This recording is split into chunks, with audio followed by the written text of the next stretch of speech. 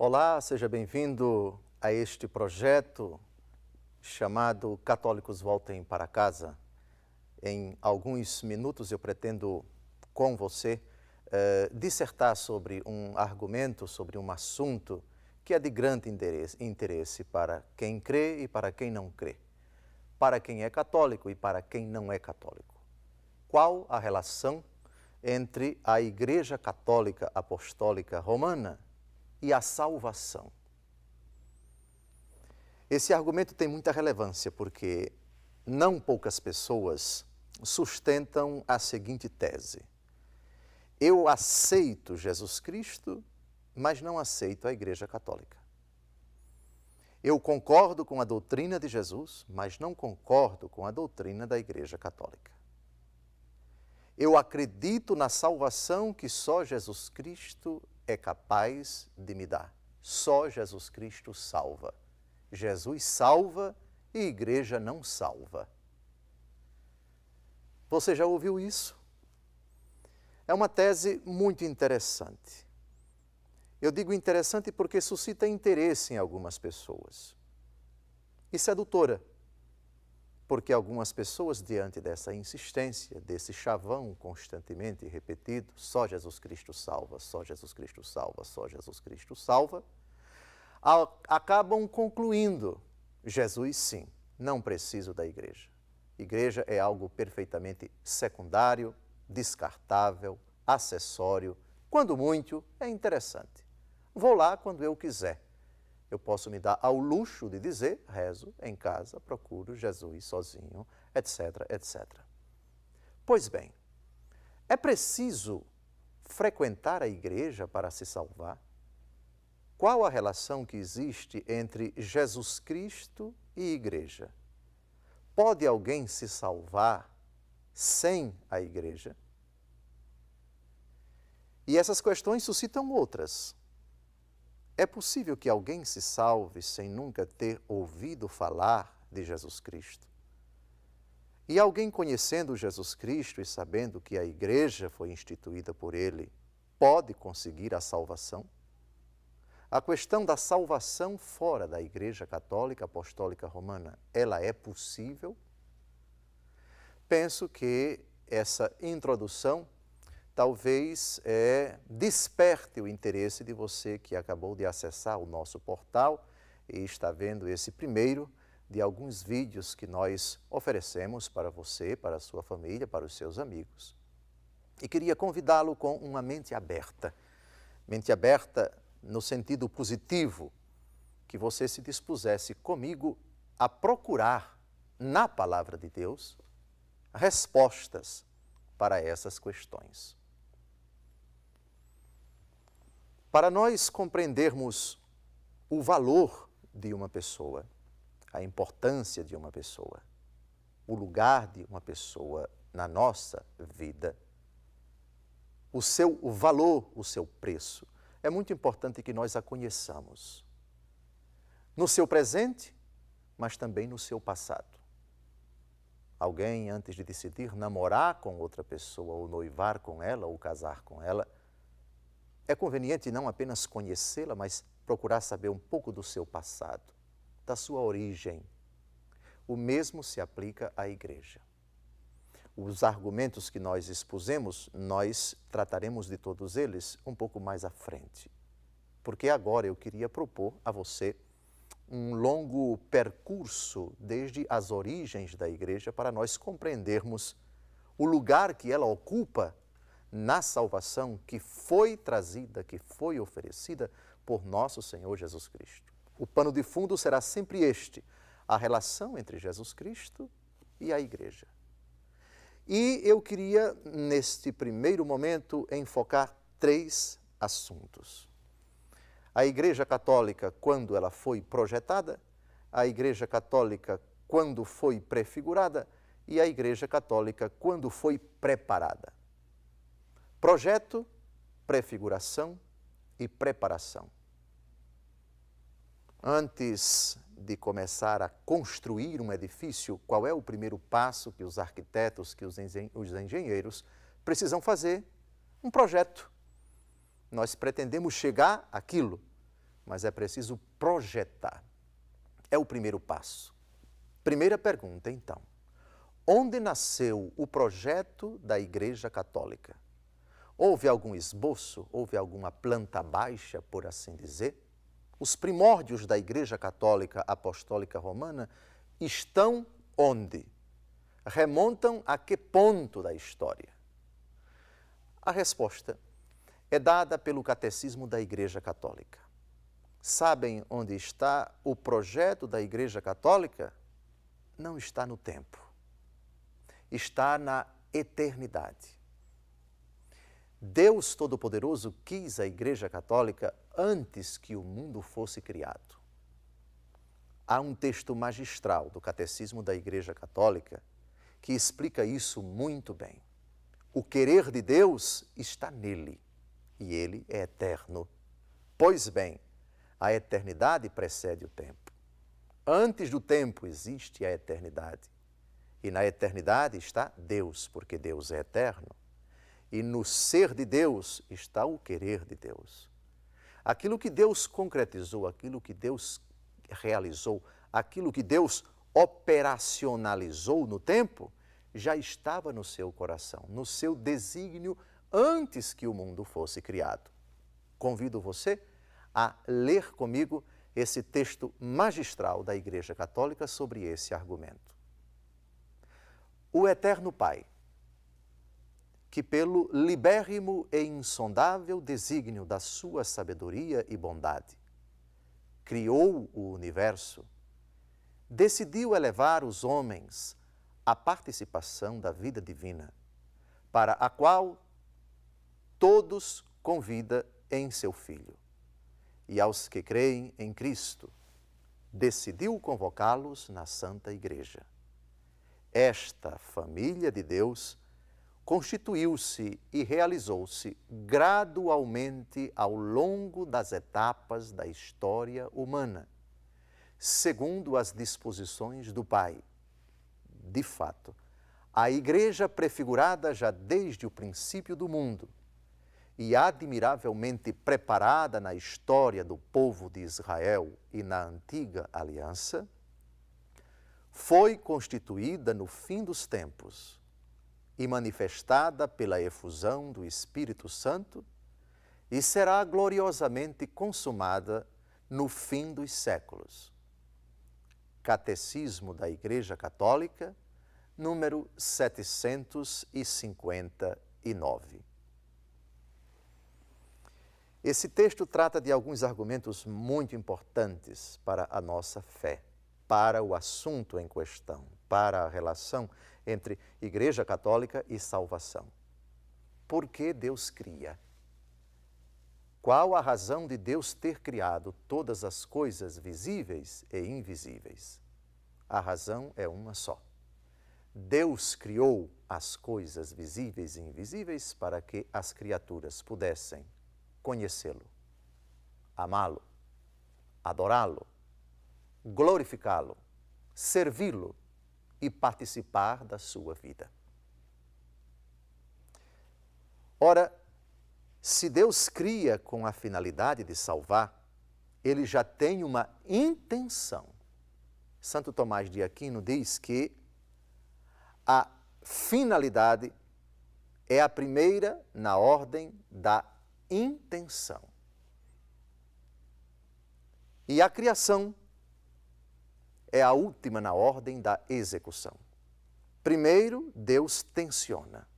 Deus tem uma intenção, um projeto, um plano. É a primeira coisa. Tudo começa com uma intenção, com um motivo. Quero salvar a criação. Criá-la-ei para que ela me conheça, para que ela me sirva, para que ela me adore, para que ela me proclame, me glorifique e possa participar da minha vida. Quero criar para salvar. Quero criar para que a criação participe da minha vida. O único motivo é o amor. Deus cria por amor em vista da salvação. E a salvação, ela é o ato supremo de amor dessa criação, de tudo aquilo que Deus criou. Pois bem, então, Na ordem da execução, temos primeiro o ato criador de Deus, narrado pelo livro do Gênesis. Deus cria as coisas invisíveis, as coisas visíveis, a última criatura. Ele decide que seja feita, que seja criada a sua imagem e semelhança, façamos o homem a nossa imagem e semelhança, constitui toda a criação, dota toda a criação com leis. A criação tem uma ordem, não é uma desordem aquilo que Deus criou. Tudo está regido, tudo está sob os auspícios da providência divina. A criação tem um sentido, tem uma meta bem precisa. Existe uma harmonia profunda em tudo aquilo que Deus criou. Existem leis que Deus conferiu às criaturas para que elas fossem regidas por essas leis. E a lei última é a providência divina que conduz, que protege, que guarda e que rege tudo. Pois bem, depois da criação, nós temos uma prefiguração, nós temos figuras antecipadas lá no começo da criação que apontam para aquilo que um dia nós entenderemos pelo nome de igreja. Vou dar 2 exemplos lá no livro do Gênesis. 2 sinais prefigurativos da Santa Igreja. No capítulo 3 do livro do Gênesis, depois que o homem pecou, depois que a mulher pecou, depois que ambos desobedeceram a Deus, lá no versículos 14 e 15, no diálogo do Senhor Deus com a serpente, ele faz uma profecia. Olhando para a serpente, ele diz: eu porei inimizade entre ti e a mulher, entre a tua descendência e a dela. Ela te ferirá a cabeça, esmagará a tua cabeça, e tu lhe ferirás o calcanhar. De que nosso Deus estava falando quando afirmou isto? No capítulo 12 do Apocalipse, o último livro da Bíblia, nós temos uma resposta. Essa mulher é a igreja. Uma mulher vestida de sol, tendo a lua debaixo dos pés, coroada de estrelas, estava grávida, prestes a dar à luz. O dragão colocou-se diante da mulher, sabemos no mesmo capítulo 12, que esse dragão é a primitiva serpente, Satanás. Essa mulher foi protegida por Deus, levada para o deserto, onde foi alimentada durante 1260 dias. O dragão travou combate com Miguel e seus anjos, já não se encontrou lugar no céu para ele. E ele partiu para perseguir a mulher e para perseguir aqueles que são a descendência da mulher. Agora nós entendemos uma prefiguração da igreja já nas palavras do Senhor Deus. Segundo exemplo, o episódio do dilúvio. O Senhor Deus determina que que Noé construa uma arca dentro da qual ele deve colocar um casal de todos os animais que ele encontrar na face da terra, e envia uma chuva torrencial, chove sobre a terra durante 40 dias, e somente aqueles que estão dentro da arca escapam. O apóstolo Pedro, numa de suas cartas no Novo Testamento, vai dizer que a arca é símbolo da igreja, símbolo do batismo que agora nos salva. Prefiguração. Lá no começo da história da humanidade, lá nos primórdios da revelação, nós temos algumas figuras antecipadas, isto é, prefigurações daquilo que um dia se chamará igreja, daquilo que um dia virá a ser a igreja. Então, tratemos agora dessa questão da prefiguração, tendo sempre em mente essas palavrinhas, 4 palavrinhas que são fundamentais para compreendermos a igreja. A igreja projetada, já vimos isto lá na eternidade. Depois, igreja prefigurada. Depois, igreja preparada. Depois, igreja constituída, fundada, institucionalizada. Vamos então ao segundo momento, a igreja prefigurada. Também, nesse sentido, temos um texto magistral do Catecismo da Igreja Católica. O mundo foi criado em ordem à igreja, diziam os cristãos dos primeiros tempos. Deus criou o mundo em ordem à comunhão na sua vida divina. Comunhão que se realiza pela convocação dos homens em Cristo. E esta convocação é a Igreja. A Igreja é o fim de todas as coisas. Até as próprias vicissitudes dolorosas, como a queda dos anjos e o pecado do homem, não foram permitidas por Deus, senão como ocasião e meio de pôr em ação toda a força do seu braço, toda a medida do amor que queria dar ao mundo. Assim como a vontade de Deus é um ato e se chama mundo, do mesmo modo, a sua intenção é a salvação dos homens e chama-se Igreja. Prefiguração. Deus quis a Igreja. E isso não se encontra no tempo, já afirmamos, encontra-se na eternidade. Deus projetou, sonhou, por assim dizer, com a Igreja, desejou-a. É no projeto de Deus que está a origem da Igreja. Deus cria e coloca na história, nos acontecimentos dos homens, pré-figuras, pré-antes. Figura é uma imagem parca, uma imagem ainda muito remota. E Deus vai preparando a humanidade para concretizar aquele sonho, aquele desejo, aquele projeto que já estava no seu coração, no íntimo do seu ser, antes que o mundo fosse criado. O texto que acabamos de ouvir do Catecismo da Igreja Católica faz referência a certos acontecimentos, a certas vicissitudes que são narradas em tons muitas vezes dramáticos no Antigo Testamento. O pecado do homem, a inclinação do homem ao pecado e todas as consequências do pecado. Na história de Israel, dores, aflições, traições, guerras, idolatrias, toda a história da humanidade ali representada numa nação chamada Israel, escolhida por Deus em Abraão, traduz perfeitamente as vicissitudes, as angústias, as perturbações, os dramas, as angústias, as aflições da humanidade desde o pecado de Adão até os tempos atuais. Malgrado tudo isso, nada disso também consegue impedir que o plano de Deus se concretize. Em tudo isso tudo foi permitido por Deus, e quando Deus permite, significa Deus cria o homem livre e não o impede de fazer o mal, nem o força a fazer o bem, porque dotou o homem de uma prerrogativa impressionante, poderosíssima. O homem tem a capacidade de decidir. Não podia ser diferente, uma vez que Deus criou o homem à sua imagem e semelhança. E Deus é livre e não age coagido por nada nem por ninguém. O homem é imagem e semelhança de Deus.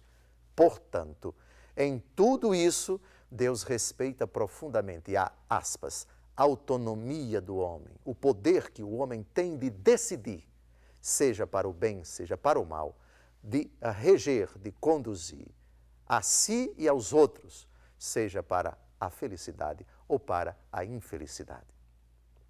A prefiguração também se concretiza naqueles sinais da nova aliança. Veremos mais na frente, antes de nosso Senhor Jesus Cristo constituir aqueles elementos fundamentais que vão integrar a estrutura chamada Igreja. Já no Antigo Testamento temos essas prefigurações. Da prefiguração, a gente vai passar daqui a pouco para a preparação. Qual a diferença entre prefiguração e preparação? Prefiguração, nós temos uma imagem remota, antiga, na qual temos alguns vestígios. Por analogia, a gente já vê alguns sinais. Deus indicando aquilo dali parece-se com algo que muito mais na frente vai ter uma certa conformação, uma certa imagem, uma certa constituição com aquilo que nós estamos vendo agora.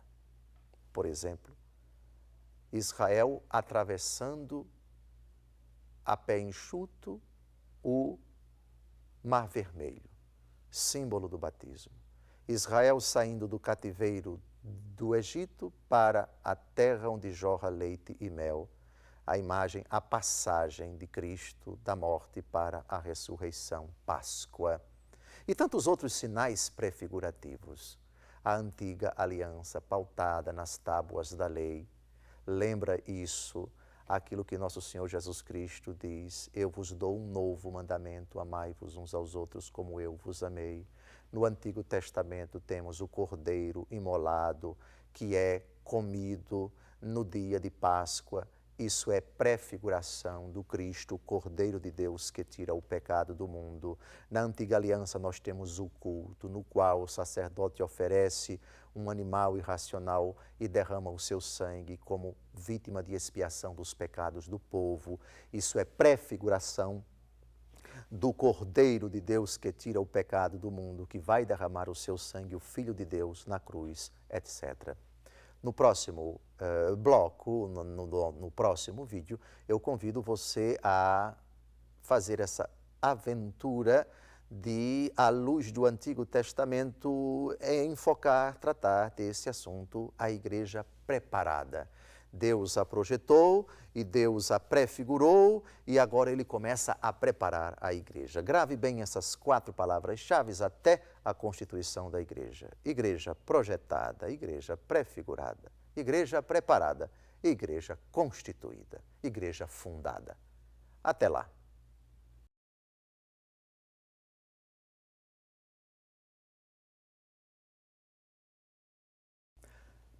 Olá, damos continuidade à nossa catequese, ao nosso encontro em várias etapas, em vários momentos, em vários vídeos, sobre esse argumento apaixonante, a Igreja Católica e a salvação. Qual é a relação que existe entre essas duas realidades? Muitos consideram que a salvação é possível sem a Igreja. Jesus Cristo, sim, a Igreja não. A igreja até certo ponto, a palavra de Deus sim, e por aí vai. Outros chegam a relativizar, a menosprezar, a ignorar absolutamente a instituição chamada igreja. Já dedicamos um bloco de 22 minutos à primeira parte do nosso argumento, refletindo sobre 2 aspectos muito importantes da realidade chamada igreja. Quando a Igreja Católica foi projetada, a Igreja no projeto de Deus e a Igreja prefigurada. Agora nós trataremos de uma outra questão, a preparação da Igreja. Deus prepara a humanidade em vista da Igreja. A Igreja está sendo preparada para ser constituída. Há um princípio na convivência humana segundo o qual tudo para ser bem feito tem que ser bem preparado. Pergunte a alguém que prova que desfruta de alguma coisa preparada, não preparada, feita a toque de caixa, feita às pressas. Realmente é uma coisa bem feita? Consistente? Provavelmente não. Tudo para ser bem feito tem que ser bem preparado. O tempo de Deus não é o tempo do homem. Diz o salmista, para Deus 1000 anos são como um dia que passou. Deus não está atrelado ao tempo. Deus é Senhor do tempo. O que para nós significa muito tempo, para Deus não significa nada. O que são 1800 anos de Abraão até nosso Senhor Jesus Cristo em comparação com o tempo que decorre da grande explosão, o Big Bang. Faça-se a luz, diz o livro do Gênesis. Provavelmente isso é uma alusão ao primeiro momento da história, a grande explosão, a teoria talvez mais sustentada, mais defendida no mundo científico acerca da origem do universo. Pois bem, 1800 anos de preparação para a igreja, para Deus isso é nada. É preciso que nós, ao analisarmos o agir de Deus, não o submetamos aos nossos critérios caducos, infantis, imperfeitos. Deus é Senhor do tempo. Ele é o alfa e o ômega, aquele que era, aquele que é e aquele que vem. Pois bem, a preparação da igreja demorou 1800 anos. Sua prefiguração já está nos primórdios. Faça-se a luz, disse o Senhor Deus, a primeira criatura que foi feita. Pois bem, isso é uma alusão à frase de Jesus, no capítulo 8 de São João, versículo 12. Eu sou a luz do mundo. Quem me segue não andará nas trevas, mas terá a luz da vida. Do Gênesis, aquele que é a cabeça da igreja. Outra prefiguração, o Espírito de Deus pairava sobre as águas, lá no versículo 3 do capítulo 1 do livro do Gênesis. No dia da Páscoa, Jesus sopra sobre os apóstolos e diz: recebei o Espírito Santo. Aqueles a quem perdoardes os pecados, ser-lhes-ão perdoados. Aqueles a quem os retiverdes, ser-lhes-ão retidos. Veja, o que Deus diz no começo, volta a dizer na plenitude dos tempos com relação à igreja. Coincidência? Não existe coincidência na Bíblia. Existe providência. Existe uma cadeia de fatos que vão se intercalando, que vão se conjugando, de sorte que quando nós olhamos para o conjunto, percebemos a realidade é aqui, é Cristo. Mas nos primórdios já temos uns indícios, já temos uns lampejos. A prefiguração já nos indica muita coisa. Pois bem, depois da prefiguração, vamos à preparação. E a respeito da preparação, gravem bem as 4 palavras-chave a respeito da igreja. Projetada, prefigurada, preparada e constituída. Vamos agora tratar da terceira palavra, preparada. De novo, o catecismo da Igreja Católica. A reunião do povo de Deus começa no instante em que o pecado destrói a comunhão dos homens com Deus e entre si. A reunião da igreja é, por assim dizer, a reação de Deus ao caos provocado pelo pecado. Esta reunificação realiza-se secretamente no seio de todos os povos. Em qualquer nação, quem o teme e pratica a justiça é aceito por ele.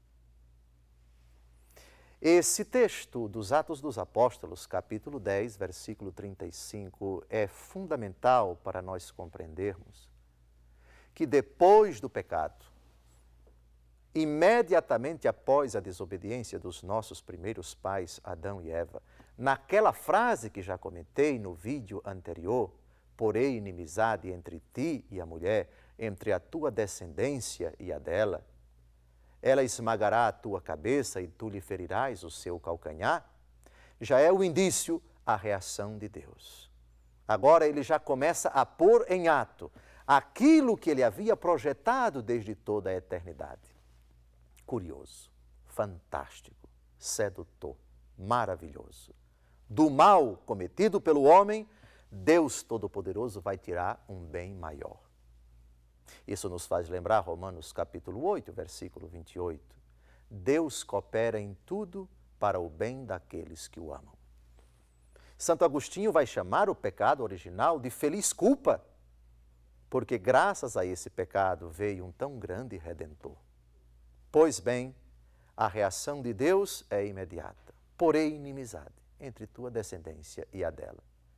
Alguns capítulos depois, precisamente no capítulo 12 do livro do Gênesis, o Senhor chama um homem que vivia num mundo marcado pelo politeísmo, o mundo que não conhecia o Deus revelado, o único Deus. Abrão, deixa a tua casa, a tua parentela, a tua terra e vai para onde eu te indicar. Eu te farei o pai de uma grande nação. Abençoarei os que te abençoarem. Amaldiçoarei os que te amaldiçoarem. A tua descendência será tão numerosa como os grãos de areia do mar. E Abrão partiu. E assim começa a aventura da preparação remota. Deus vai em Abraão e na sua descendência constituir um povo. Vai educar esse povo, vai preparar esse povo. para sair do seu estado de ignorância, que era grande naquele tempo, o desconhecimento acerca da vontade de Deus, acerca do próprio Deus, e com muita paciência, sem nenhuma pressa, como um habilíssimo, como um perfeitíssimo pedagogo. Pedagogo vem de pedagogia, e pedagogia vem de paidion, criança, agó, conduzir. Pedagogia é a arte de conduzir a criança do seu estágio de tenra idade até um estado de maturidade ou puberdade ou adolescência. O papel do pedagogo é ajudar a criança a amadurecer, a compreender as coisas, a habilmente dominar a arte da escrita, a arte da fala, comportamentos, gestos, costumes, atitudes e assim por diante. E Deus não tem pressa.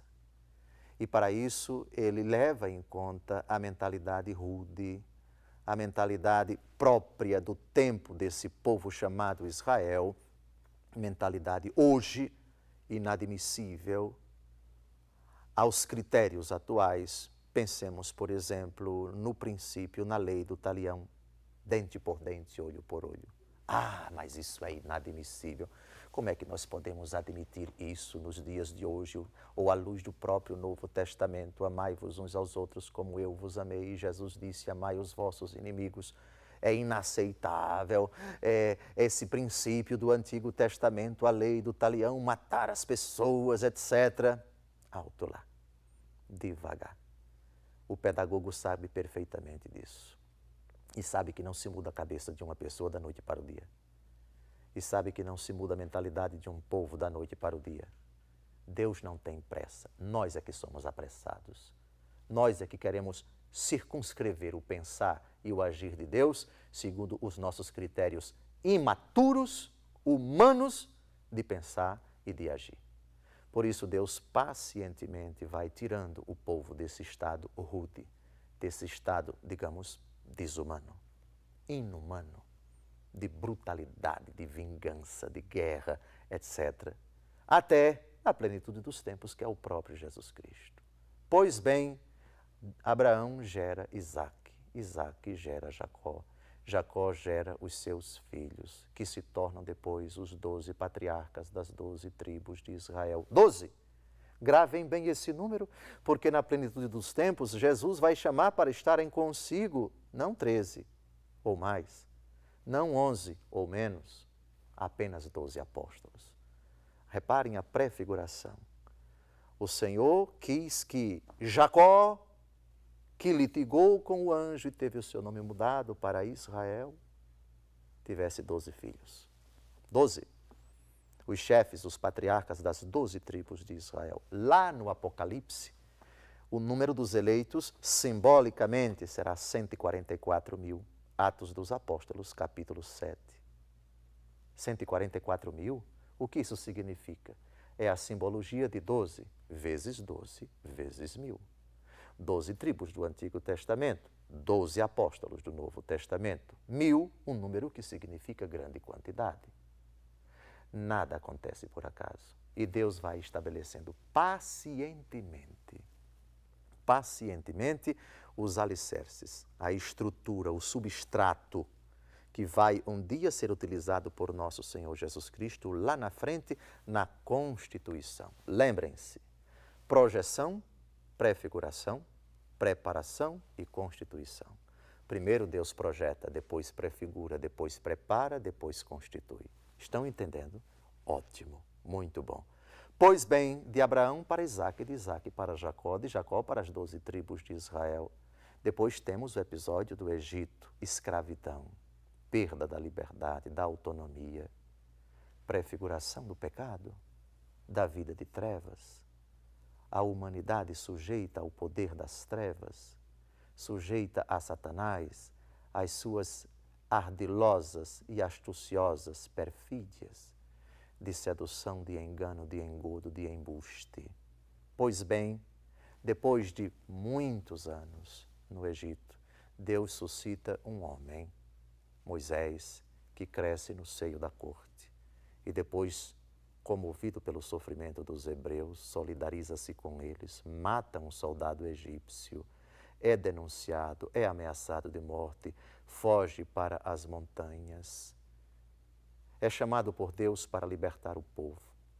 Deus Todo-Poderoso confere poderes a Moisés, coadjuvado por Arão, seu irmão, e ele se apresenta diante de Faraó, e o Senhor manda 10 pragas para o Egito, e somente na 10ª praga o coração de Faraó permite que o povo saia em direção à terra prometida, símbolo do êxodo, da Páscoa, que Jesus vai operar com o seu mistério de paixão, morte e ressurreição.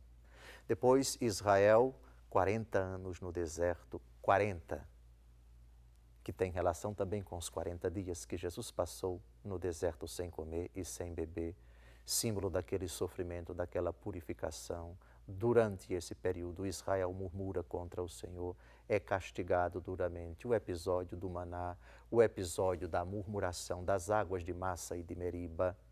Depois a tomada da terra prometida, a começar de Jericó, liderado o povo por Josué.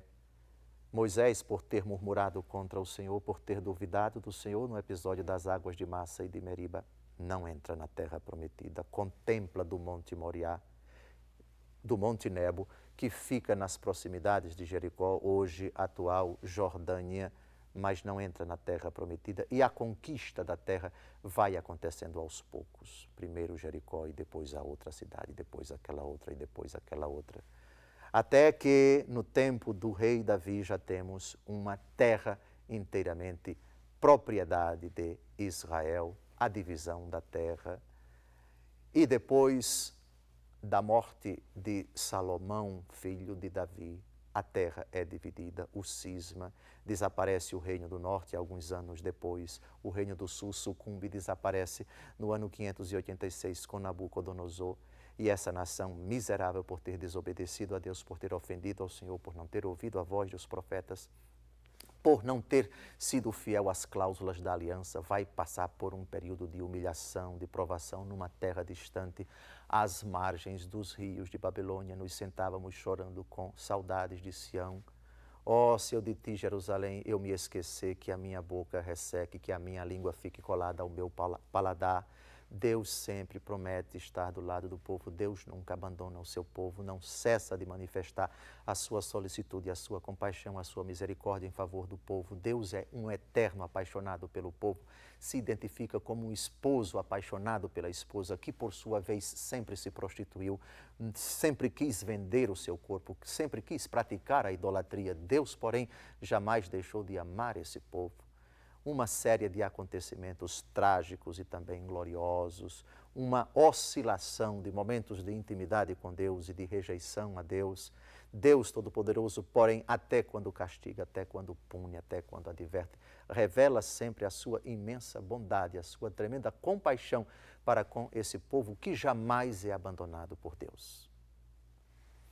Episódio de particular importância na história de Israel é o período do exílio, cerca de 40 anos, lá numa terra distante, a Mesopotâmia, a antiga Pérsia e a antiga Babilônia são países, hoje Irã e Iraque, países que sempre foram hostis, nações, povos que sempre foram hostis a Israel, símbolo do instrumento de Deus para punir, para castigar, mas também para libertar o povo. Ciro, rei da Pérsia, depois que sucumbe o império de Babilônia, é chamado de servo de Deus, o meu ungido. E Deus, por meio de Ciro, traz o povo para a sua terra, que não tem mais aquela glória, aquele esplendor, aquela autonomia, aquela riqueza, aquele respeito, aquela imponência no tempo de Davi e no tempo de Salomão, mas já é um povo muito mais sóbrio, muito mais modesto, muito mais humilde. São os pobres de Javé que, depois dessa experiência purificadora no exílio, volta confiando no Senhor. É nesse período que amadurecem, que se multiplicam as profecias acerca do Messias. E aqui nós atingimos um ponto muito importante da preparação em vista da igreja. Agora os profetas já falam dessa personagem misteriosa que seria enviada pelo seu sofrimento, ele repararia os pecados dos homens, ele purificaria todas as iniquidades dos homens. E isso ele o faria pelo seu sofrimento, pela sua dor, pela sua morte. Por suas chagas fomos curados, diz a profecia de Isaías, capítulo 52 e capítulo 53, uma das profecias do servo sofredor. Pensemos, por exemplo, em outras profecias, quando o Senhor promete tirar do coração de Israel a pedra e colocar um coração de carne. A profecia dos ossos ressequidos, o Senhor insuflaria o hálito da vida e os mortos ressuscitariam, e o Senhor colocaria o Espírito dele nesses ossos ressequidos. A preparação, então, já caminha para um desfecho altamente positivo.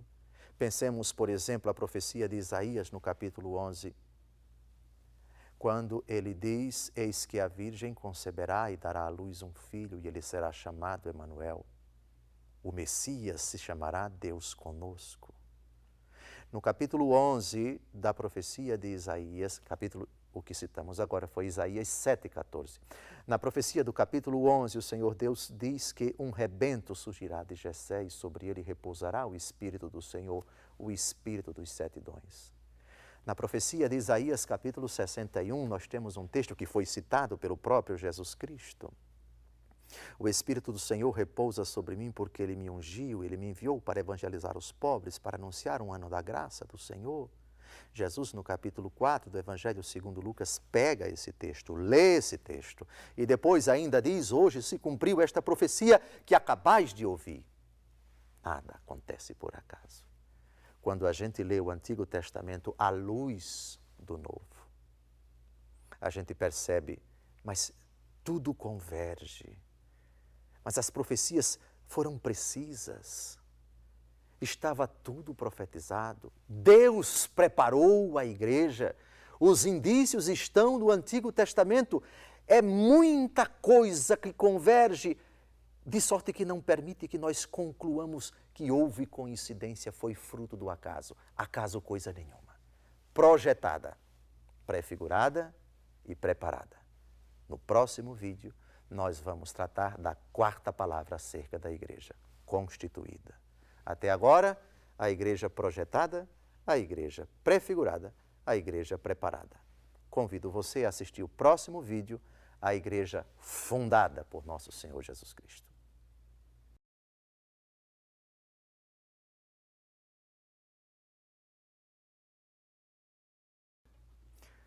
Olá, continuamos o nosso estudo, a nossa reflexão sobre esse argumento tão apaixonante, tão interessante, tão importante também, a relação entre Igreja Católica e salvação. Esse já é o nosso terceiro vídeo.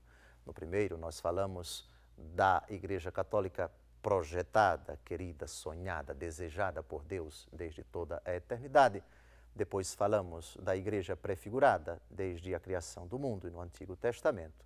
E a igreja preparada na Antiga Aliança. Agora, nós vamos falar da constituição da igreja. Nosso Senhor Jesus Cristo, que é o esposo da igreja, no início de sua vida pública, ele cuidou de estabelecer os alicerces, os aspectos, os elementos constitutivos da igreja. Durante a vida pública de Jesus, não há um único momento no qual a gente deva dizer, aqui Jesus fundou a sua igreja. Não. Mas a fundação da igreja, que parte do próprio Cristo Jesus, que é cabeça da igreja, fundador da igreja, esposo da igreja, é uma constituição contínua. Sobre isso, eu queria propor que nós lêssemos e refletíssemos um texto magistral do Catecismo da Igreja Católica. A igreja instituída por nosso Senhor Jesus Cristo pertence ao Filho, realizar, na plenitude dos tempos, o plano de salvação do seu Pai. Tal é o motivo da sua missão. O Senhor Jesus deu início à sua igreja, pregando a boa nova do advento do reino de Deus, prometido desde há séculos nas Escrituras. Para cumprir a vontade do Pai, Cristo inaugurou na terra o reino dos céus. a igreja, é o reino de Cristo já presente em mistério. É significativo que a relação entre igreja e reino dos céus é ressaltada por nosso Senhor Jesus Cristo. Se nós fizermos um levantamento das parábolas de nosso Senhor Jesus Cristo, nós vamos constatar que a grande maioria delas começa assim. O reino dos céus é semelhante a. O reino dos céus é como. Por exemplo, o reino dos céus é como o semeador que saiu a semear. O reino dos céus é semelhante a uma mulher que perde uma moeda. O reino dos céus é semelhante a isto ou aquilo outro. Jesus instaura o reino. Ele é o Rei dos Reis, é o Senhor dos Senhores. Reino dos céus e reino de Deus e reino de Cristo são expressões sinônimas, porque o Pai reina em Cristo, porque Cristo entregará o seu reino ao Pai, porque Cristo procede do Pai, porque o reino de Cristo é o reino do Pai. Tudo que o Pai tem é meu, eu e o Pai somos um. Vejam, reino e igreja.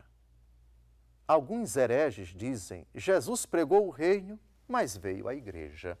Isso é heresia. Jesus instaurou o reino na sua pessoa. Ele mesmo disse, se é pelo dedo de Deus que eu expulso os demônios, então o reino de Deus já está no meio de vós. Jesus é a presença, é a manifestação, evidente, solene e explícita, incontestável, da presença do reino de Deus no meio dos homens. Tu és rei, eu sou rei, respondeu Jesus. Aquela autoridade civil naquele processo injusto que culminou na sua morte. Esse reino se manifesta, primeiro, com palavras de Jesus, com os gestos de Jesus, com suas curas, com seus exorcismos, com suas intervenções miraculosas, com seus prodígios sobre coisas, sobre pessoas, sobre a natureza. E a igreja já é esse germe do reino. O reino de Deus já está presente na igreja. Tudo começa com a pregação de Jesus. Na pregação de Jesus, o reino. Evidência do reino, a pessoa de Jesus. Como prolongamento da pessoa de Jesus. Como desdobramento, como evidência solene da presença de Cristo. Ele ainda no nosso meio. Nós temos elementos que vão constituir aquela realidade que haveria de perdurar por todos os tempos e da qual Jesus se referia quando disse, eis que eu estarei convosco todos os dias, até a consumação dos tempos. Pois bem, este reino se manifesta aos homens como?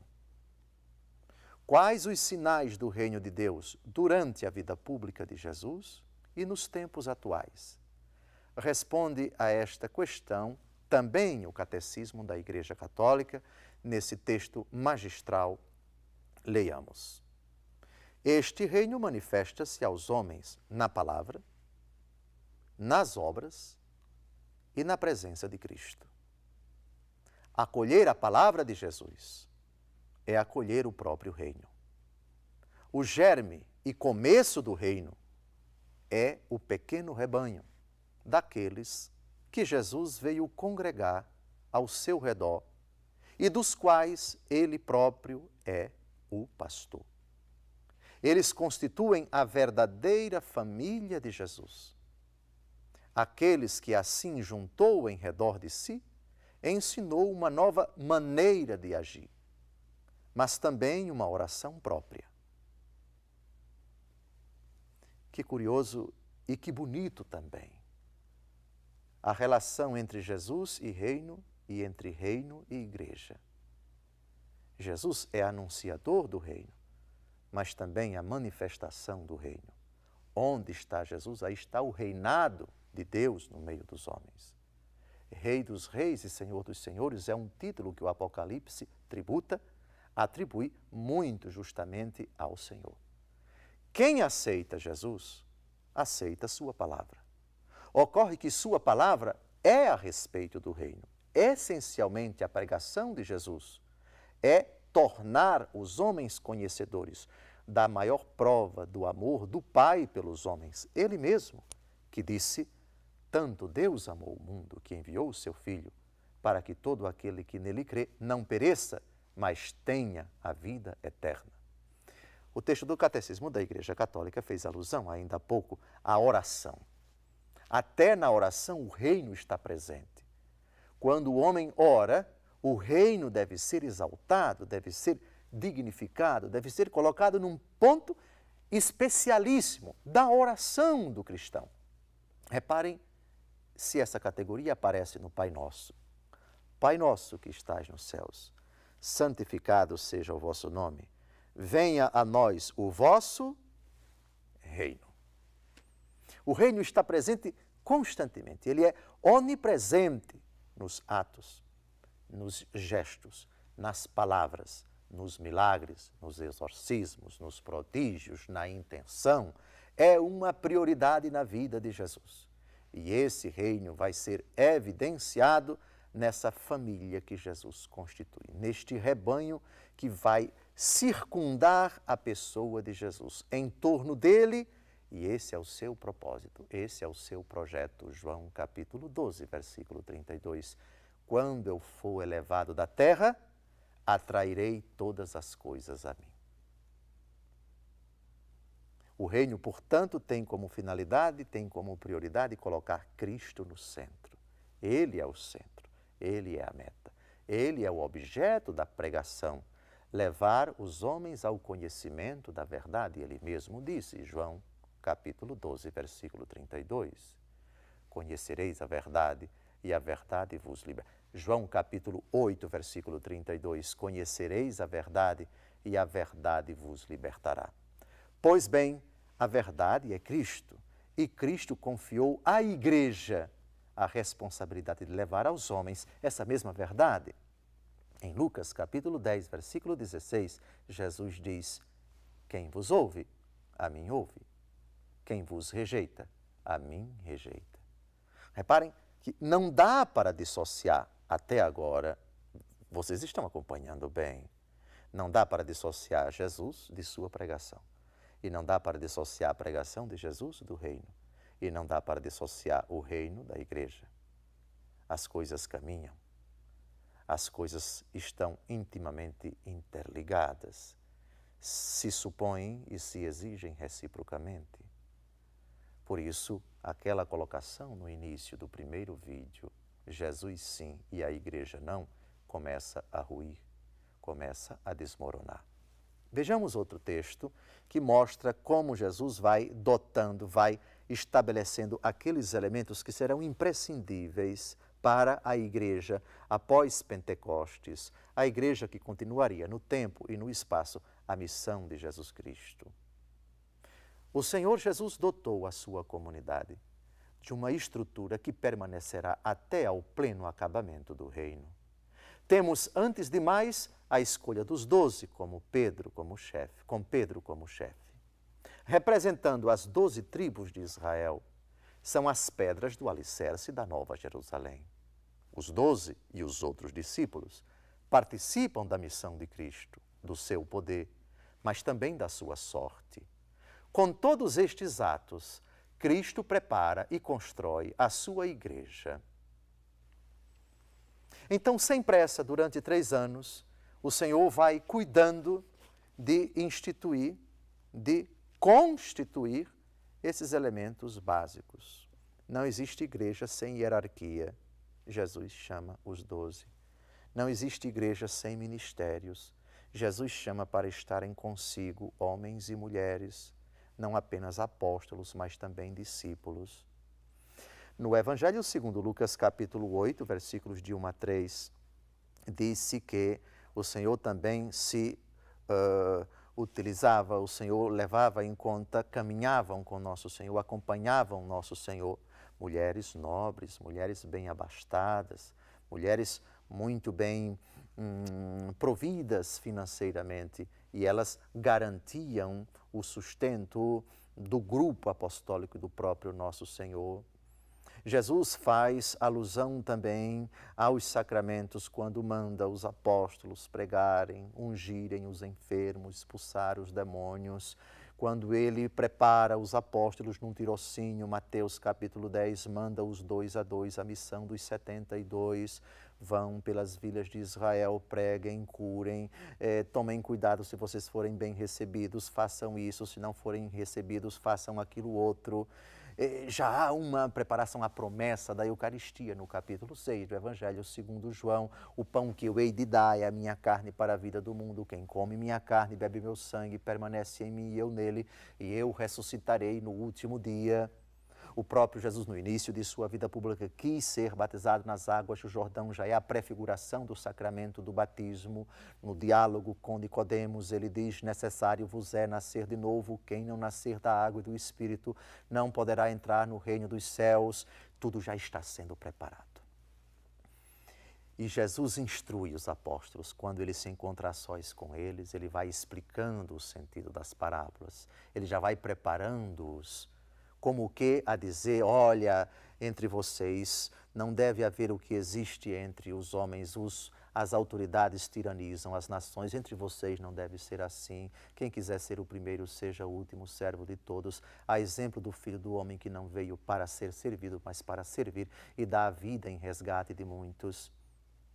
Quando se aproxima o momento crucial da sua paixão, ele institui o sacramento da Eucaristia, que é uma parte importantíssima, o único rito no qual todos os elementos da igreja estão presentes. A hierarquia, os carismas, o povo de Deus, a palavra de Deus, o próprio sacramento, o pão e o vinho, os cantos, a presença do Espírito Santo, na celebração eucarística, na instituição da Eucaristia, nós temos todos os elementos que nosso Senhor Jesus Cristo cuidou de instituir, de cuidar, de consolidar ao longo de sua vida pública, eles estão ali presentes.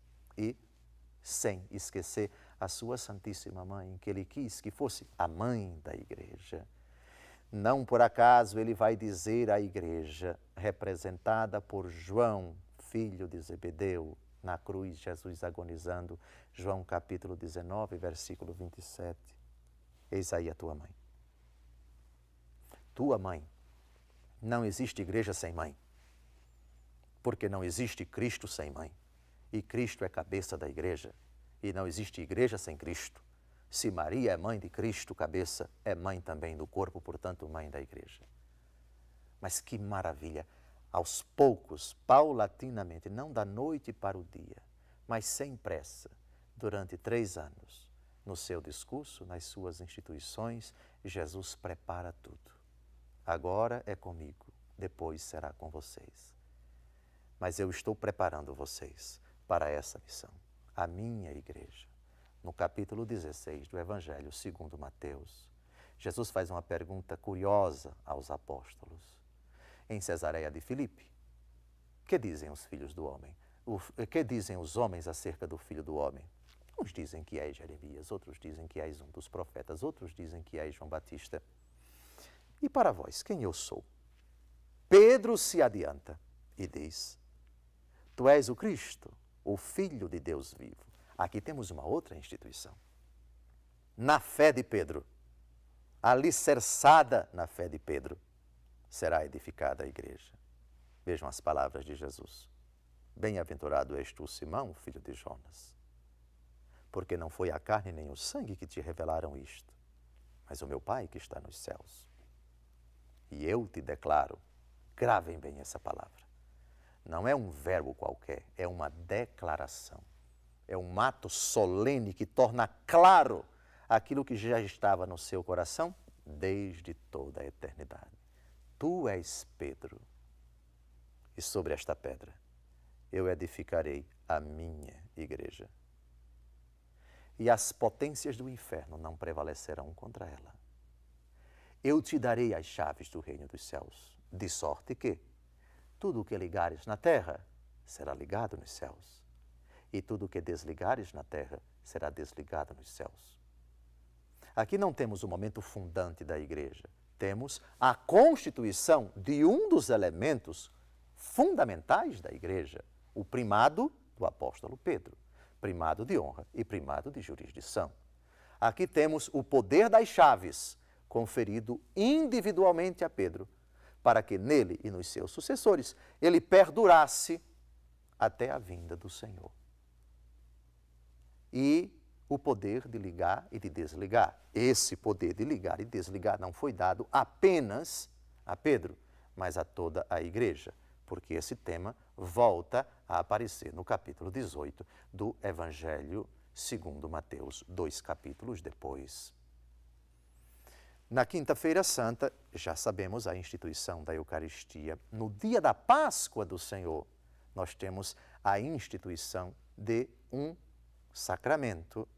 João capítulo 20, de 22 a 23. Aqueles a quem perdoardes os pecados, ser-lhes-ão perdoados. Aqueles a quem os retiverdes, ser-lhes-ão retidos. Então, reparem a ordem perfeitamente concatenada. Na Quinta-feira Santa, a instituição de dois sacramentos, a Eucaristia e o sacramento da ordem. Fazei isto em memória de mim. É a constituição de dois sacramentos. Sacramento do batismo, a raiz já está no batismo de Jesus no Jordão, mas a ordem de batizar no final do Evangelho segundo Mateus. Ide, batizai, em nome do Pai, do Filho e do Espírito Santo, fazei meus discípulos todas as nações. Então, vejam nosso Senhor Jesus Cristo num lastro de tempo de 3 anos, incluído o tempo da sua permanência ressuscitado entre nós, que decorre da Páscoa até a ascensão do Senhor, a preparação da Santa Igreja. Esse período, aliás, de 40 dias entre a ressurreição e a ascensão é imprescindível, porque Jesus primeiro dissipa dos apóstolos o receio, a insegurança, a dúvida. Se eu não tocar no seu lado, se eu não puser o meu dedo nas suas chagas, eu não acreditarei. Tomé, coloca o teu dedo aqui, não sejas incrédulo, mas homem de fé. Afasta de mim, Senhor, porque eu sou um pecador. Enfim, os apóstolos vão vencendo paulatinamente aquele receio, aquela incredulidade. E Jesus dissipa deles as interrogações. Ó gente incrédula, tarda para compreender aquilo que os profetas disseram, disse Jesus acerca dos discípulos de Emaús, Cleofas e seu amigo no dia da Páscoa, quando ele explicava pelo caminho as Escrituras e o seu coração ardia, depois do que, convidado para entrar na casa e a fazer a refeição, ao partir o pão, Jesus se deu a conhecer, eles viram o Senhor que se ausentou dos seus sentidos e eles voltaram correndo para alegrar, para dizer aos apóstolos a belíssima notícia. Pois bem, amados, temos desde o início de sua vida pública, com o batismo nas águas do Rio Jordão, até o momento da sua ascensão, a constituição desses elementos todos que vão ser atuados, que vão constituir essa belíssima e divina instituição chamada Igreja após o evento de Pentecostes. Depois, nós trataremos da relação entre Cristo e a Igreja com palavras do próprio Jesus Cristo. Até lá.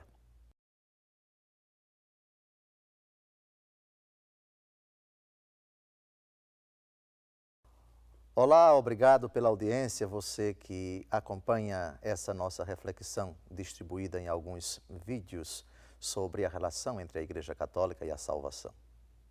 Hoje, nesse bloco, nesse conjunto de minutos, cerca de 15 ou 20 minutos, nós vamos dedicar somente a citações bíblicas, palavras do próprio Jesus Cristo e dos apóstolos, que mostram a relação intrínseca, necessária, fundamental entre Jesus Cristo e a Igreja. O pano de fundo desse nosso argumento distribuído em 4 vídeos é o seguinte: Jesus Cristo, a Igreja Católica e a salvação. Ou em termos mais genéricos, a Igreja Católica e a salvação. Sim, porque muitos dizem Jesus Cristo sim, mas a Igreja não.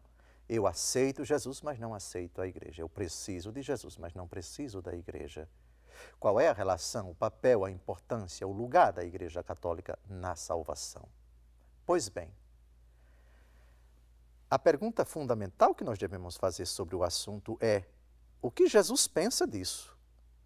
O que Jesus Cristo disse disso? A respeito disso? Nos lábios de Jesus, na pregação de Jesus, que lugar ocupa a Igreja? Qual é o valor da igreja para Jesus Cristo? Qual a importância da igreja para Jesus? Eu penso que essa é a questão básica. Vamos então agora refletir sobre 8 textos do Novo Testamento. Alguns dos evangelhos, outros das cartas dos apóstolos. O primeiro texto é extraído do Evangelho segundo Mateus. Vejamos o que diz nosso Senhor sobre a igreja. Eu te declaro, tu és Pedro, e sobre esta pedra edificarei a minha igreja. As portas do inferno não prevalecerão contra ela. Aqui nós já temos uma palavrinha-chave muito importante para nós. Com relação à igreja, Jesus é o edificador. Eu edificarei a minha igreja. Jesus é o fundador da igreja. Pergunta básica: a quem prescinde da igreja? A quem faz pouco caso da igreja, mas aceita Jesus? Pode-se aceitar Jesus e não aceitar aquilo que Jesus fez? Eu edificarei a minha igreja. Minha igreja é a igreja de Jesus. Foi Ele quem fundou, pertence a Ele. Aquilo que é de Jesus tem tanta importância quanto Jesus, porque procedeu de Jesus, porque Jesus quis, porque Jesus fundou, porque Jesus edificou. Aqui eu convido você a deixar de lado comentários e interpretações de A ou de B. Por mais importantes, por mais cultos, por mais diplomados, por mais engravatados, por mais embromados que sejam eles, com o devido respeito e olhar para Jesus. Foi Ele quem disse: eu edificarei a minha igreja. Ora, os discípulos de João e os fariseus jejuavam. Por isso foram lhe perguntar: por que jejuam os discípulos de João e os dos fariseus, mas os teus discípulos não jejuam? Jesus respondeu-lhes: podem porventura jejuar os convidados das núpcias, enquanto está com eles o esposo? Enquanto tem consigo o esposo, não lhes é possível jejuar. Dias virão, porém, em que o esposo lhes será tirado, e então jejuarão. Marcos capítulo 2, versículos de 18 a 20. Jesus é esposo da igreja. A igreja é esposa de Jesus. Essa imagem muito sugestiva aparece também no livro do Apocalipse. A Jerusalém celeste ornada para ser desposada pelo esposo. Ora, pode-se aceitar o esposo e dizer que não se aceita a esposa dele? O Senhor que é casado, e bem casado com sua esposa, e ama a sua esposa, e permanece fiel a ela. Se alguém chegasse para o Senhor e dissesse: eu aceito você, mas sua esposa não, qual seria a sua resposta? Talvez a mesma de Jesus, se alguém dissesse para ele: eu aceito o Senhor, mas sua esposa, a igreja não. Com devido respeito, faça-me o favor. Você que aceita Jesus e diz não para a igreja, com o devido respeito, faça-me o favor, rapaz. Faça-me o favor, senhora. Não diga uma insanidade dessa. Aceita o esposo e não aceita a esposa. Francamente. Na ótica bíblica, o homem deixa seu pai e sua mãe e se une à sua mulher, de sorte que já não são dois, mas uma só carne. Livro do Gênesis. Jesus, comentando esse texto no capítulo 19 de São Mateus, diz: o que Deus uniu, o homem não separe. Isso se aplica também ao esposo Jesus e à esposa igreja. Quem é você para separar o esposo da esposa e dizer: eu aceito Jesus e não aceito a igreja? Meu amigo, faça-me o favor, reconsidere esse seu pensamento. Faça-me o favor, por favor. Próximo texto. Pela prática sincera da caridade, cresçamos em todos os sentidos naquele que é a cabeça, Cristo. Efésios capítulo 4, versículo 15. Cristo é cabeça da igreja. Aqueles que pensam, eu preciso de Cristo, mas não da igreja, à luz dessa imagem utilizada pelo apóstolo Paulo, o que ele está pretendendo fazer é decapitar a igreja. Imagine uma pessoa que tenha uma cabeça e tenha um corpo. Não existe pessoa sem cabeça e sem corpo. Se separa a cabeça do corpo, a cabeça morre e o corpo morre. Imagine uma pessoa, então, que à luz dessa imagem, Cristo, cabeça, a igreja é o corpo, diz, eu aceito Jesus, mas não aceito a igreja. Ou seja, eu quero a cabeça, mas não quero o corpo. Não dá para separar. Jesus Cristo é a cabeça, o seu corpo é a igreja. Como conceber a cabeça sem o corpo? Como conceber o corpo sem a cabeça? Com o devido respeito, faça-me o favor, reconsidere sua colocação. Próximo texto. Ele é a cabeça do corpo da igreja. Ele é o princípio, o primogênito dentre os mortos. E por isso tem o primeiro lugar em todas as coisas. Colossenses capítulo 1, versículo 18. A imagem da cabeça associada a Cristo e do corpo associada à igreja é muito cara ao apóstolo Paulo. Ele é a cabeça da igreja, que é o seu corpo. Repito o que disse ainda há pouco. Não dá para separar jamais a cabeça do corpo e o corpo da cabeça. Os dois estão intrinsecamente unidos.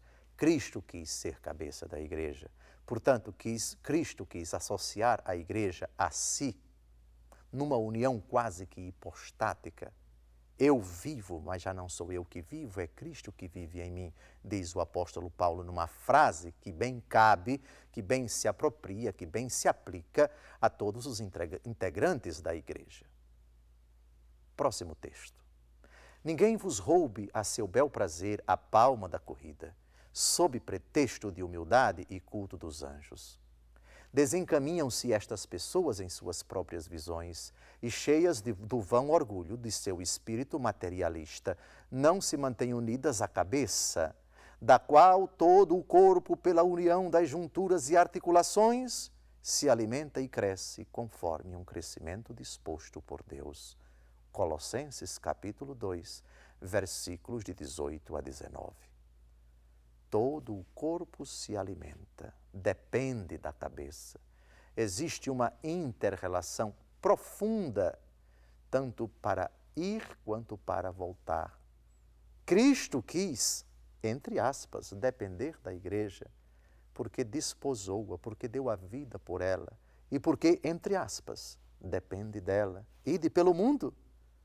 Cristo absolutamente não necessita de nada nem de ninguém, mas quis necessitar da sua igreja, porque com o mistério da encarnação e redenção na cruz, ele a desposou, deu a sua vida por ela, estabeleceu com ela uma nova e eterna aliança.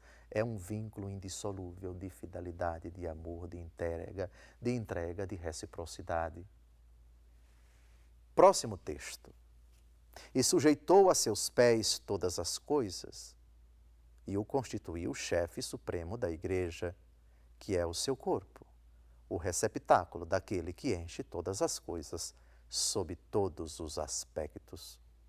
Efésios capítulo 1, versículos de 22 a 23. Aqui nós temos uma outra imagem muito significativa. Jesus é o chefe, Jesus é o comandante, Jesus é o líder, Jesus é o cabeça, por assim dizer.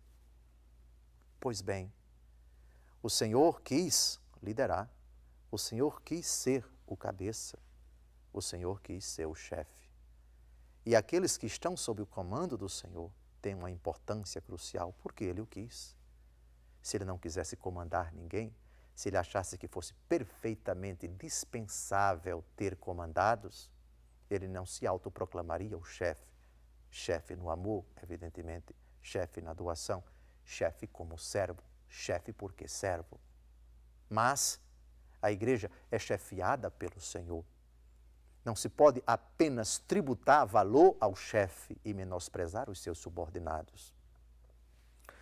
Outro texto onde a expressão chefe aparece também é tirado de uma expressão, de um texto muito solene do apóstolo Paulo, onde também aparece a relação entre Cristo e a igreja como esposo e esposa. Vejamos o texto, vejamos o que diz São Paulo. O marido é o chefe da mulher, como Cristo é o chefe da igreja, seu corpo, da qual ele é o Salvador. Assim, ora, como a igreja é submissa a Cristo, assim também o sejam em tudo as mulheres a seus maridos. Maridos, amai as vossas mulheres como Cristo amou a igreja e se entregou por ela, para santificá-la, purificando-a pela água do batismo com a palavra, para apresentá-la a si mesma toda gloriosa, sem mácula, sem ruga, sem qualquer outro defeito semelhante, mas santa e irrepreensível.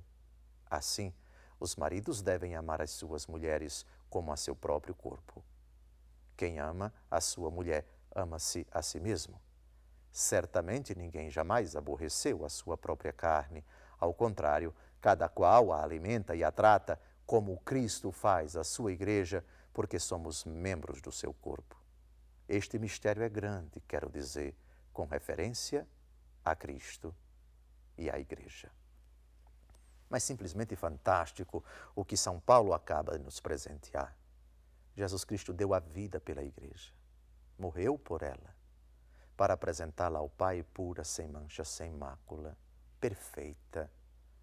Ele a alimenta, ele a nutre, ele a protege, ele a defende. Como então sustentar Jesus Cristo sim, a Igreja Católica não? Salvação somente com Cristo. Claro que Cristo é o autor da salvação, o único caminho que leva ao Pai. Mas Cristo quis operar a salvação por meio da Igreja. Santo Agostinho tem uma frase muito bonita. Eu não acreditaria no Evangelho se a isso não me movesse a autoridade da Igreja Católica. Responda sinceramente, graças a quem você sabe que Jesus Cristo é o Senhor? Ah, graças à Bíblia. Ótimo, muito bem. Quem foi que escreveu a Bíblia? Foi Jesus? Não, não foi. Quem foi que discerniu? Quem foi que definiu? Quem foi que estipulou a relação dos livros inspirados? Não foi Jesus Cristo, foi a Igreja. Quem foi que tutelou, que protegeu, que defendeu, que guardou, que custodiou, com unhas e dentes, literalmente falando, impedindo que a palavra de Deus fosse deturpada, fosse deteriorada, fosse manipulada, enfim, e fosse conservada intacta até agora? Foi essa a instituição chamada Igreja Católica Apostólica Romana. Não, não, não. Não dá para sustentar Jesus Cristo sim, a Igreja não. Salvação somente com Jesus, Igreja não quero nada com ela. Não é esse o pensamento de Jesus. Não é esse o pensamento dos apóstolos. Não é isso que dizem as Escrituras. Não é isso que se encontra nos Evangelhos. Não é isso que se encontra nos outros livros do Novo Testamento.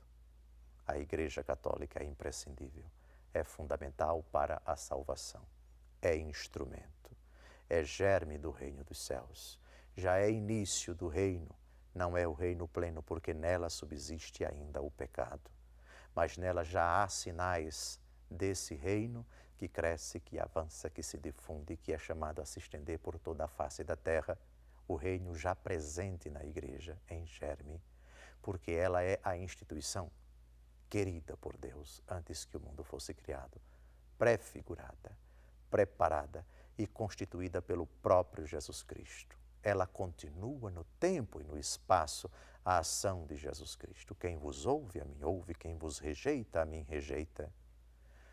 Nesse sentido, são significativas as palavras de Jesus Cristo a São Paulo, quando no caminho para Damasco, com carta branca do Sinédrio para perseguir os cristãos, caiu. E uma voz do céu, a de Jesus Cristo, dirigiu-se a Paulo assim: Saulo, Saulo, por que me persegues? Ora, Jesus já havia ressuscitado. Jesus não estava mais sujeito a qualquer perseguição.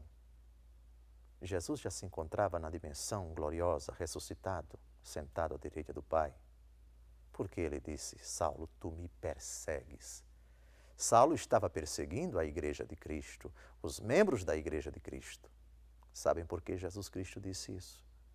Porque na igreja ele continua a sofrer. Porque quem persegue a igreja persegue o próprio Jesus. Quando fizestes isto a um destes meus irmãos pequeninos, foi a mim que o fizestes. Quem der um copo d'água àquele que vem em meu nome, é a mim, vai receber a recompensa. Está dando ao próprio Jesus. Da mesma forma, quem persegue a igreja está perseguindo o próprio Jesus. Na igreja se manifesta a presença do Cristo ressuscitado. Todos esses elementos pondere, considere, caríssimo católico, que se afastou da igreja, talvez iludido por um certo pensamento ilusório, falaz, mentiroso, de que, segundo o qual Jesus Cristo salva, a igreja não salva. Jesus Cristo verdadeiramente salva, porque não há outro nome debaixo do céu pelo qual devamos ser salvos, dizem os apóstolos nos Atos dos Apóstolos. Sim, ele é a razão, ele é o objeto, ele é o sentido, ele é a causa eficiente da salvação. Mas nunca sem a igreja, sempre por meio da igreja. A igreja não é causa da salvação, é instrumento necessário de salvação. Leve em conta isso. Peço que você esteja atento a todos os textos da Escritura que nós acabamos de ouvir. No último programa que nós vamos fazer, no próximo vídeo, nós vamos tratar dessa questão. E um não católico ou um não cristão pode ser salvo? Essa questão demanda um vídeo exclusivamente para esse argumento. Até lá, muito obrigado pela atenção. Deus abençoe você.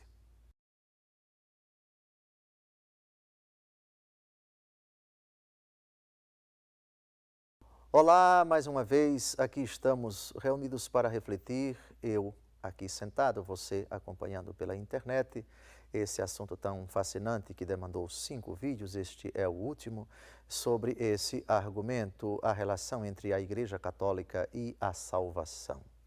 Alguns dizem Jesus Cristo sim, a Igreja não.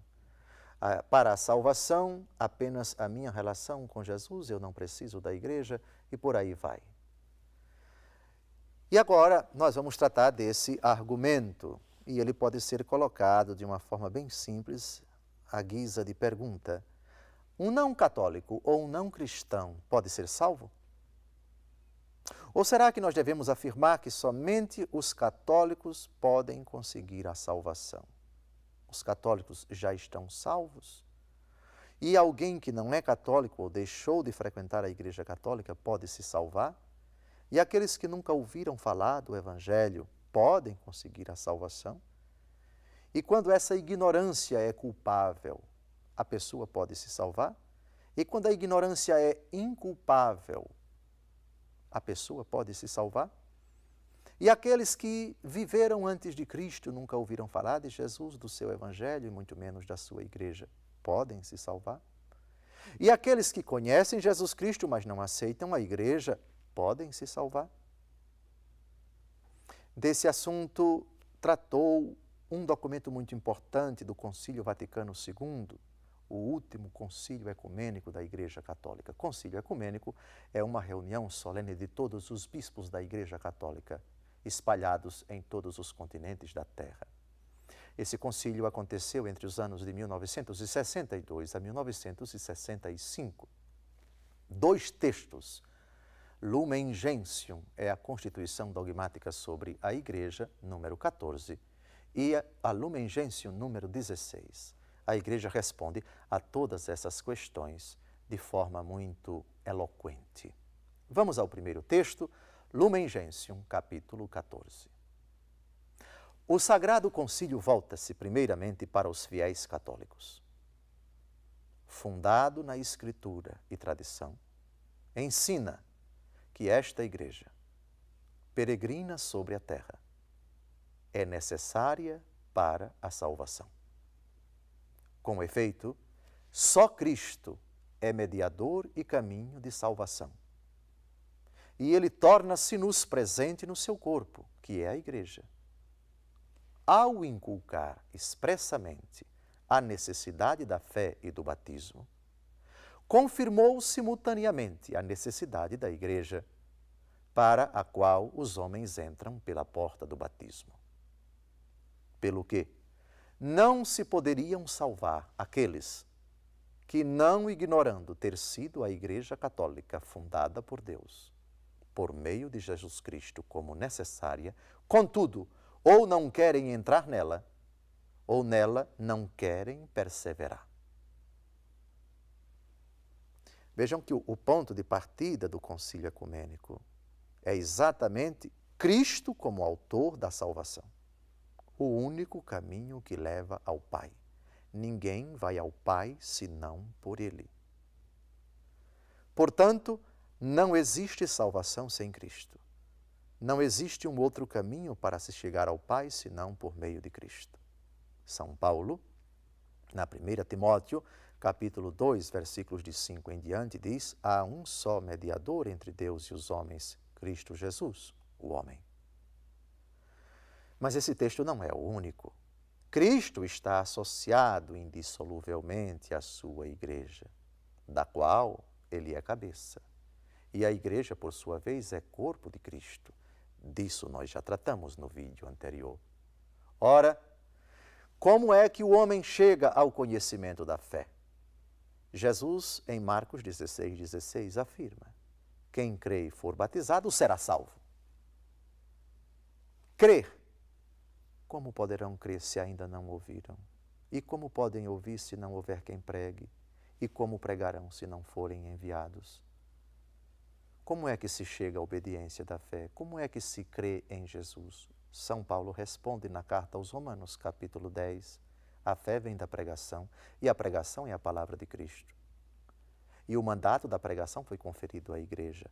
Logo, graças à pregação da igreja, se chega à fé. Não existe uma outra maneira de se chegar a crer. Eu não preciso da pregação, basta a palavra de Deus. E por meio de quem a palavra de Deus chegou a você? Qual foi a instituição que escreveu isso, que discerniu isto, que definiu quais os livros inspirados que comporiam esta que é chamada de palavra de Deus? A igreja. Depois, o batismo. Quem crê e for batizado será salvo, disse Jesus. Quem é que confere o batismo? Que salva. Quem não crê será condenado. Quem crê e for batizado será salvo, quem não crê será condenado. É por meio da igreja que somos batizados. É por meio da igreja que atravessamos essa porta de todos os sacramentos, que é o sacramento do batismo, a porta de entrada da família de Deus, a porta de entrada da salvação. Batismo e fé. Fé e batismo. Quem crê e for batizado será salvo. Repito de novo as palavras de Jesus. Marcos capítulo 16, versículo 16. Por isso não se pode falar de fé sem igreja, como não se pode falar de batismo sem igreja.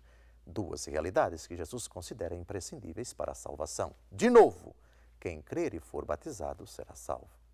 Logo, diz o texto, diz o Concílio Vaticano II, não poderia se salvar aquele que, não ignorando que a Igreja Católica foi fundada por nosso Senhor Jesus Cristo, que ela é depositária dos meios de santificação que o próprio Jesus instituiu e confiou à mesma Igreja, e de pregai, e de batizai, e de dispensai os meios de santificação, e de levai sede portadora dos meios de salvação para todos os homens.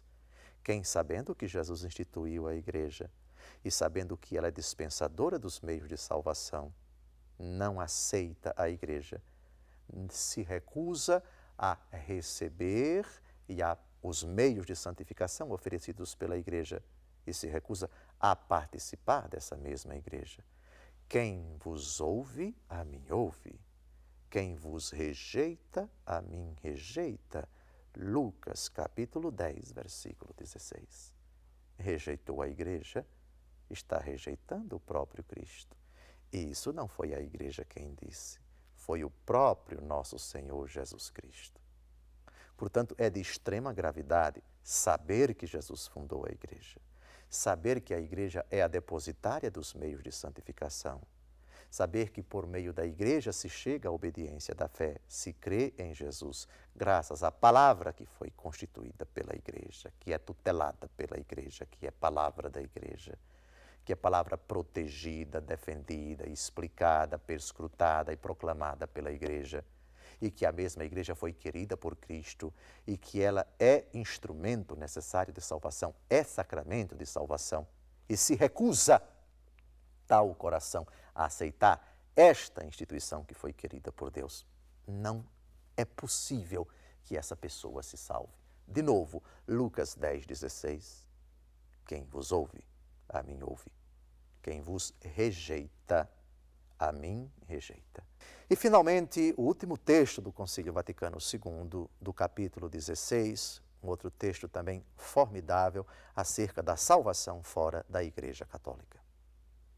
Aqueles que ainda não receberam o Evangelho estão, de uma forma ou outra, orientados para o povo de Deus. Em primeiro lugar, aquele povo que recebeu a aliança e as promessas, e do qual nasceu Cristo segundo a carne.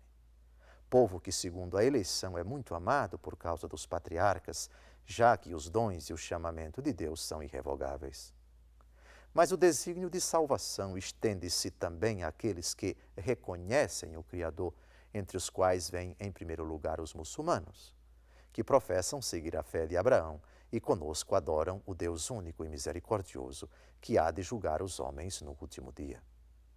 E o mesmo Senhor nem sequer está longe daqueles que buscam na sombra e em imagens o Deus que ainda desconhecem, já que é Ele quem a todos dá vida, respiração e tudo mais. E como Salvador, quer que todos os homens se salvem. Com efeito, aqueles que, ignorando sem culpa o Evangelho de Cristo e a sua Igreja, procuram, contudo, a Deus com coração sincero e se esforçam sob o influxo da graça por cumprir a sua vontade, manifestada pelo ditame da consciência, também eles podem alcançar a salvação eterna.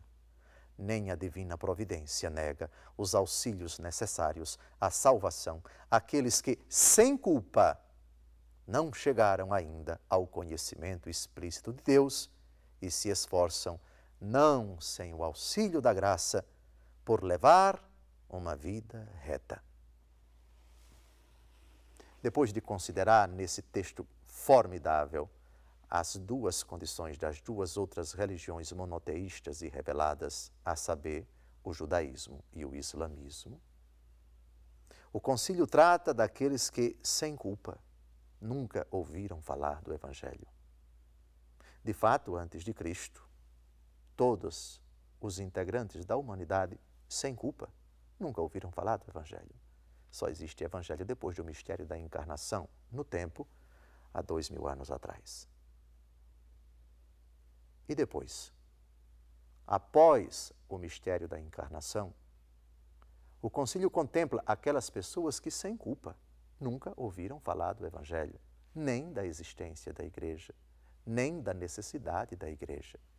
Pois bem, aqueles que desconhecem, sem culpa de sua parte, a pessoa de Jesus como Senhor e Salvador, e desconhecem também a Igreja, podem conseguir a salvação se procuram viver uma vida reta, seguindo os ditames da sua consciência, praticando aquilo que eles entendem, eles concebem como bem, e evitando aquilo que eles concebem como mal, não sem o influxo da graça de Cristo. E a salvação é possível para esses que se esforçam por viver uma vida reta. Assim, a palavra de Deus se estende como possibilidade de salvação, ainda que desconhecida explicitamente.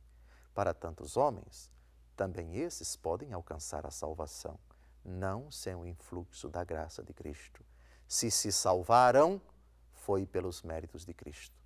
Ninguém vem ao Pai, senão por mim. Se salvam, é pelos méritos de Cristo. Ninguém vem ao Pai, senão por mim. Se hão de se salvar, será pelos méritos de Cristo. Ninguém vem ao Pai, senão por mim. Ordinariamente, a salvação chega aos homens por meio da Igreja. Mas a Igreja não é o único instrumento de salvação. Deus tem caminhos misteriosos, Deus tem mecanismos desconhecidos, Deus tem dispositivos que não estão ao alcance da nossa compreensão, meios misteriosos, caminhos desconhecidos à nossa razão, até à nossa fé, por meio dos quais Ele pode conduzir os homens à salvação. De qualquer forma, ninguém se salva senão por meio de Cristo. Ainda que tais pessoas, se elas soubessem que havia um Cristo, elas buscariam, elas aceitariam, porque são pessoas retas, porque são pessoas esforçadas, abnegadas na prática do bem, ainda que esse conceito possa oscilar de cultura para cultura, de povo para povo. Mas eles, sem culpa, nunca tendo ouvido falar do Evangelho, buscam o que o seu contexto considera de reto, de justo, de louvável, de honrado, de louvável, de edificante, de virtuoso, podem conseguir a salvação. Concluo com esse vídeo, essa série de vídeos dedicada a essa questão tão fascinante, Jesus Cristo e a Igreja e a salvação.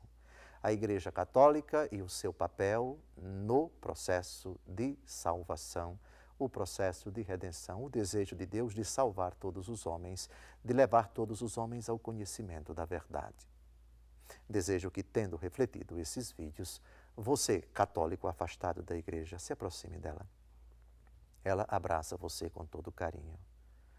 Convida você ao sincero arrependimento por ter se distanciado daquela que a palavra de Deus chama de mãe. Ela é a Jerusalém Celeste e ela é a nossa mãe, diz a carta de São Paulo aos Gálatas no capítulo 4. A Jerusalém Celeste, a nossa mãe. A mãe que gerou você na fé. A mãe que fez você renascer para a vida nova pelo batismo. A mãe que alimentou você com a Santa Palavra. A mãe que ensinou a você os ensinamentos de Jesus. A mãe que instruiu você. Volte para casa, com o devido respeito à instituição na qual você pertence. Agora, o seu lugar aqui na sua casa. Volte para a sua casa. A Igreja espera você. Abra o seu coração, antes de tudo, à palavra de Deus, que foi aqui citada nesses 5 vídeos abundantemente. Volte para casa. O seu lugar é aqui. Jesus instituiu uma única igreja. Nossa fé católica professa é a Igreja Católica Apostólica Romana. Mas as outras instituições não pensam nisso. Deixe as outras pensarem aquilo que elas quiserem. Esse é o pensamento católico. Essa é a doutrina católica. Esse é o ensinamento constante da Igreja Católica. Volte para casa. E se puder trazer outros consigo, traga. Traga, porque aqui há lugar para todos. O seu lugar é no seio da mãe. É no regaço da mãe. A Santa Mãe Igreja, a Santa Igreja Católica Apostólica Romana. Aceite a minha bênção em nome do Pai, do Filho e do Espírito Santo. Amém.